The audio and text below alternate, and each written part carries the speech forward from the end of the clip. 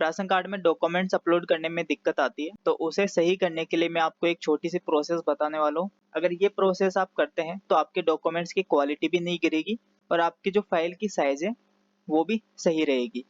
तो सबसे पहले आपको क्या करना है, जितने भी आपके डॉक्यूमेंट्स है जो आप उसमें अपलोड करना चाहते हैं उन सभी को जेपीजी में स्कैन करेंगे 200 डीपीआई के अंदर, ताकि जब हम इसकी साइज को कम करेंगे तो इसकी क्वालिटी नहीं गिरे।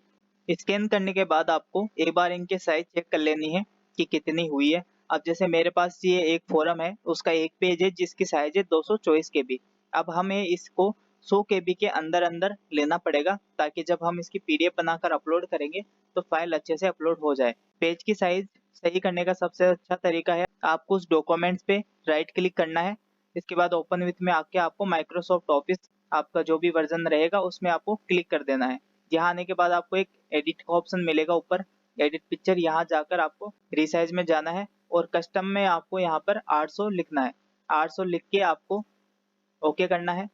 ओके करते ही आपको अब पेज को एक बार सेव करना है। जैसे आप सेव करेंगे, सेव करते ही आपको यहाँ पे पेज की साइज पता चल जाएगी कितनी है। तो हम इसकी थोड़ी सी साइज और कम करेंगे। इसके लिए जैसे पहले 800 डाला था, तो अब मैं यहाँ पर इसको थोड़ा और कम कर देता हूँ। मैंने यहाँ पर इसको 700 कर दिया। ओके करके मैं एक बार फिर से यहाँ सेव कर रहा हूँ। सेव आप कंट्रोल एस से भी कर सकते हो या आप ऊपर दिए हुए ऑप्शन से भी कर सकते हो। देखिए इसकी साइज जो है वो कम हो गई है, 87.8 हो गई है। और इसकी क्वालिटी भी आप देख सकते हैं, क्वालिटी भी इसकी नहीं गिरी है, बिल्कुल अच्छी क्वालिटी में है और दिख भी रहा है सब कुछ इसमें लिखा हुआ। अब इसके बाद अगले पेज की साइज हम सही करेंगे। वैसे ही ओपन विथ में जाके माइक्रोसॉफ्ट में से ओपन करना है, एडिट पे जाके, और इसकी डीपीआई को हमें थोड़ा कम कर देना है। यहाँ पे मैंने इसको 800 कर दिया। ओके करूंगा, यहाँ से मैं इसको सेव कर रहा हूँ।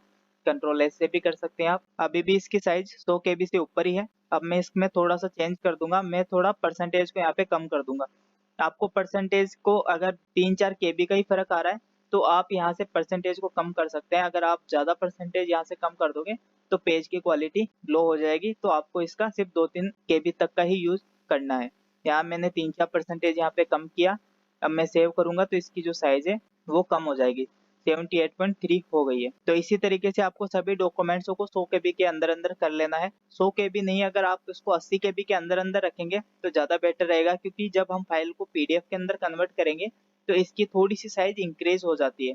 इसलिए आप सभी पेज को 80 केबी के अंदर अंदर रख लें और उसके बाद आपको इसे ऑनलाइन जेपीजी टू पीडीएफ बनाना है। गूगल में सर्च करना है जेपीजी टू पीडीएफ। ये सर्च करते ही आपको थोड़ा नीचे आना है। ये जो मैं बता रहा हूँ आपको लिंक, इस लिंक से आप करेंगे तो आपके पेज की क्वालिटी लो नहीं होगी। jpg2pdf.com ये साइट है, यहाँ पर आपको जाना है। इस पे क्लिक करके यहाँ पे अपलोड फाइल का ऑप्शन आएगा जिस पे आपको क्लिक करना है। अब यहाँ पे फोरम की पीडीएफ बनानी है, तो मैं दोनों फोरम को एक साथ कंट्रोल दबा के सिलेक्ट कर लूंगा।